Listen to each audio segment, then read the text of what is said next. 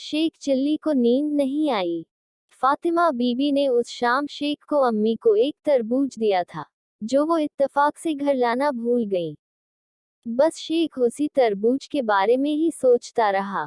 पूरे पिछले हफ्ते अम्मी रोजाना कई घंटों के लिए फातिमा बीबी के यहाँ उनकी बड़ी लड़की की शादी की तैयारियों में मदद करने को जाती थी, और हर शाम अम्मी शेख के लिए फातिमा बीबी द्वारा दी गई चीजें लाती थी।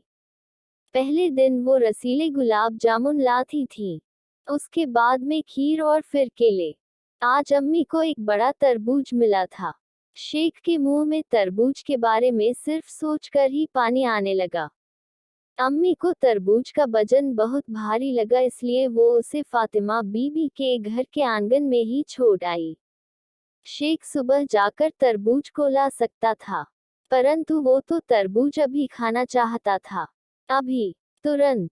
उसका भूखा पेट उसे आदेश दे रहा था। शेख उठा। अम्मी अभी गहरी नींद में सोई थी। उसने चुपचाप रात के अंधेरे में और गांव की सुनसान गलियों में फातिमा बीबी के घर की ओर चलना शुरू किया। जैसे ही वो आंगन की चारदीवारी पर से कूदा, उसे सामने अपना तरबूज पड़ा हुआ दिखाई दिया। तरबूज कोयले के एक ढेर के ऊपर पड़ा हुआ था। वो बस तरबूज को उठाकर चलने वाला ही था कि उसे घर के अंदर से आती कुछ आवाजें सुनाई पईं। वहां कौन हो सकता है? घर तो खाली था। पूरा परिवार तो पास के गांव में रिश्तेदारी में गया हुआ था। क्या वे सब जल्दी लौटकर वापस आ गए थे? फिर उनके घर के बाहर ताला क्यों लगा हुआ था? शेख इन सब बातों के बारे में सोच रहा था, तभी उसे अपनी ओर आते कुछ कदम सुनाई पड़े। हाय राम! कराहने को आवाज आई। वो आवाज लल्लन की थी। उसे पहचानने में शेख को कोई दिक्कत नहीं हुई। मैं उस बेवकूफ शेख चिल्ली को मार डालूंगा। उसकी वजह से ही मेरे पिता ने मुझे इतनी बुरी तरह मारा है कि मेरी हड्डी हड्डी दुख रही है, और अब खिड़की से घुसते हुए टूटे हुए कांच से मेरा हाथ कट गया है। अब कराहना बंद भी करो। एक दबी सी आवाज आई। शेख इस आवाज को नहीं पहचान सका। जैसे ही वो दोनों लोग सामने आए, शेख कोयले के बोरों के पीछे छिप गया।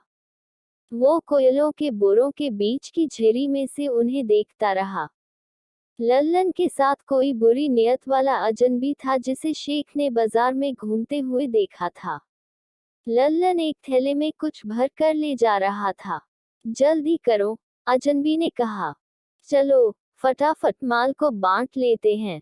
जब अजनबी ठीक बोरों के सामने अपनी पीठ करके बैठ गया तो शेख बेचारा बहुत घबराया। अजनबी ने थैले को लल्लन से छीना और उसके अंदर के सारे माल को जमीन पर उंडेल दिया।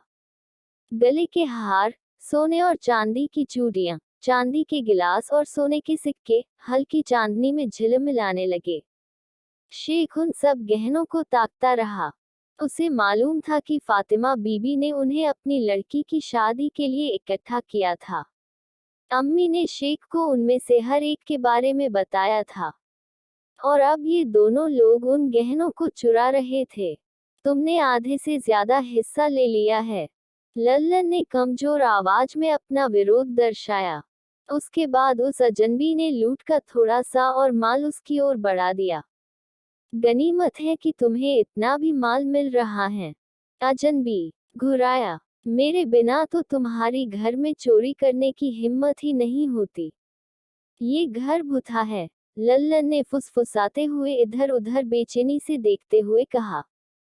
कुछ लोग अब भी इस घर को भूथा मानते हैं।